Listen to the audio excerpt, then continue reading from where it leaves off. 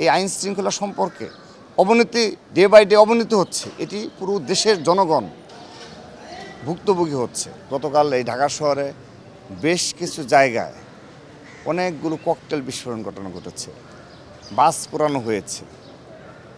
এই পর্যন্ত দেখিনি যে আইন শৃঙ্খলা রক্ষাকারী বাহিনীর খুব তড়িৎ পদক্ষেপ গ্রহণ করতে।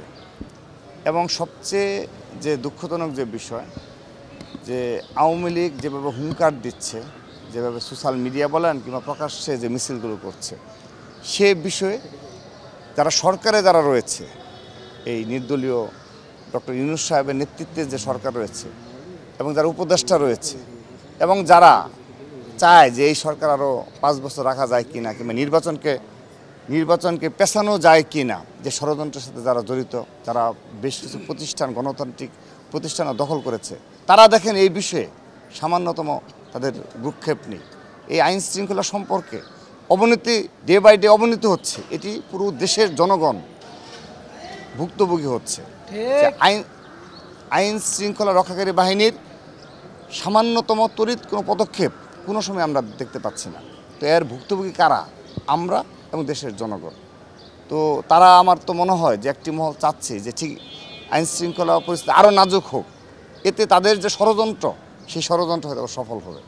আমি আজকের এই দিনে আবারও বলছি যে এ ধরনের নাজুক পরিস্থিতিতে 5 আগস্টের পরবর্তী বাস্তবতায় আমাদের পড়তে হবে, সেটি কিন্তু যখন আমরা আন্দোলন চলমান ছিল তখনও ভাবিনি।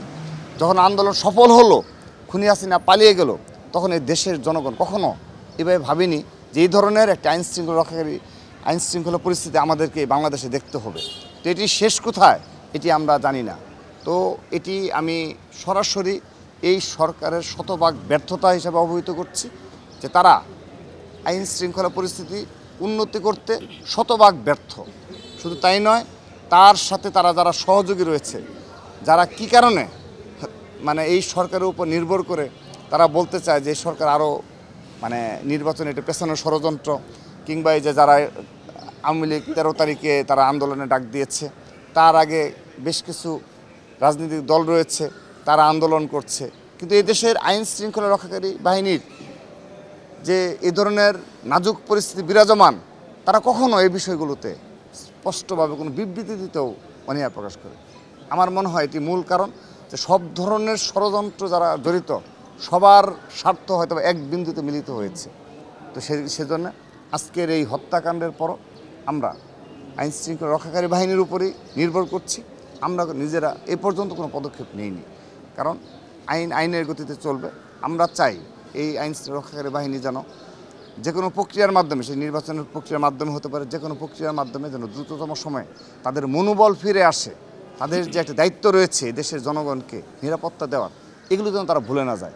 এবং আমরা এমন সরকার চাই, যে সরকার যারা মনেই করে না যে তাদের একটা দায়িত্ব রয়েছে দেশের সাধারণ জনগণকে, আপামর জনসাধারণকে নিরাপত্তা দেওয়ার তাদের নৈতিক দায়িত্ব, তাদের সাংবিধানিক দায়িত্ব। দেখেন গতকাল পুরান ঢাকায় প্রকাশ্য দিবালোকে, তারপর সেদিনেও ফিল্মি স্টাইলে চট্টগ্রামে, অর্থাৎ একটা অভয়ারণ্য হয়েছে। তো আমরা পরবর্তীতে আবারও বিস্তারিত যদি কোনো পাওয়া যায় তখন আমরা জানাবো।